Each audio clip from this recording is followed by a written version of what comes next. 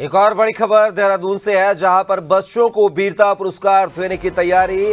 राज्य स्तर पर दिया जाएगा वीरता पुरस्कार। बाल कल्याण परिषद तैयार कर रहा प्रस्ताव। जल्द ही राज्यपाल से मिल सकती है स्वीकृति। दूसरों की जान बचाने वालों को मिलेगा पुरस्कार। राज्य के बहादुर बच्चों को वीरता पुरस्कार देने की तैयारी कर रही है उत्तराखंड सरकार। तो ये खबर जो है देहरादून से है, जहां पर बच्चों को वीरता पुरस्कार देने की तैयारी का जो है खाका तैयार कर रही उत्तराखंड सरकार।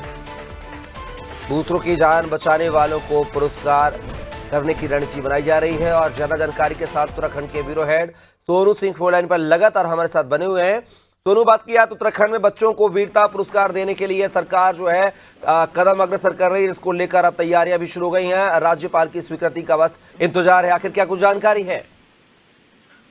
देखिए कपिल, जो राज्य बाल कल्याण परिषद है उसकी राजभवन में 17 तारीख को बैठक होनी है राज्यपाल की अध्यक्षता में।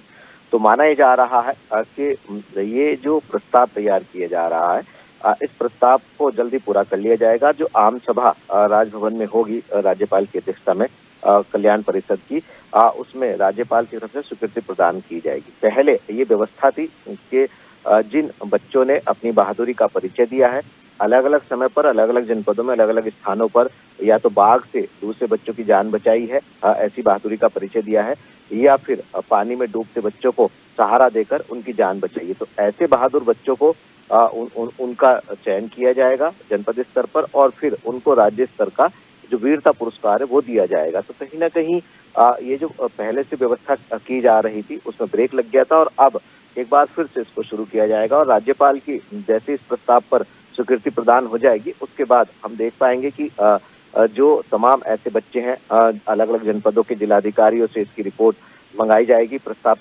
पूरा होने के बाद, राज्यपाल की स्वीकृति के बाद। और उसके बाद फिर राज्यपाल के या मुख्यमंत्री के स्तर से जो राज्य स्तर का जो वीरता पुरस्कार है वो इन बच्चों को वितरित किया जाएगा। तो कहीं ना कहीं ये प्रयास किए जा रहे हैं, तैयारी की जा रही है। जल्द ही प्रस्ताव पूरा हो जाएगा और उसके बाद इंतजार किया जा रहा है राज्यपाल की अनुमति का।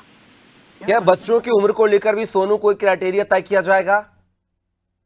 अब देखिए, जो बच्चे हैं वो खास तौर से 20 साल तक का, अभी जो हमें कल्याण परिषद के उनसे वो मिली है जानकारी, उनके मुताबिक एक एज ग्रुप है। और वैसे भी कहीं ना कहीं कपिल, ये एक बच्चों के लिए और एक संदेश देने के उद्देश्य से, ताकि अगर कहीं किसी पर कोई घटना घटती है और कोई ऐसा बहादुर बच्चा है जो इसमें अपनी बहादुरी का परिचय देता है, तो उस लिहाज से भी एक प्रोत्साहन के तौर पर भी आप इसको देख सकते हैं।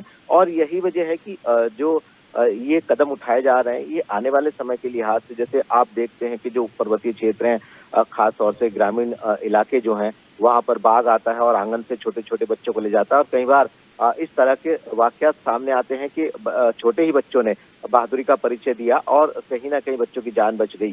तो ऐसे में एक प्रोत्साहन भी इसको आप देख सकते हैं, और उसी उद्देश्य को लेकर के ये प्रयास किए जा रहे हैं। और उम्मीद की जा रही है कि 17 तारीख को राज्यपाल इसको अपनी स्वीकृति प्रदान कर देंगे, और उसके बाद ऐसे बच्चों को प्रोत्साहित करने के उद्देश्य से उनको वीरता पुरस्कार से सम्मानित किया जाएगा।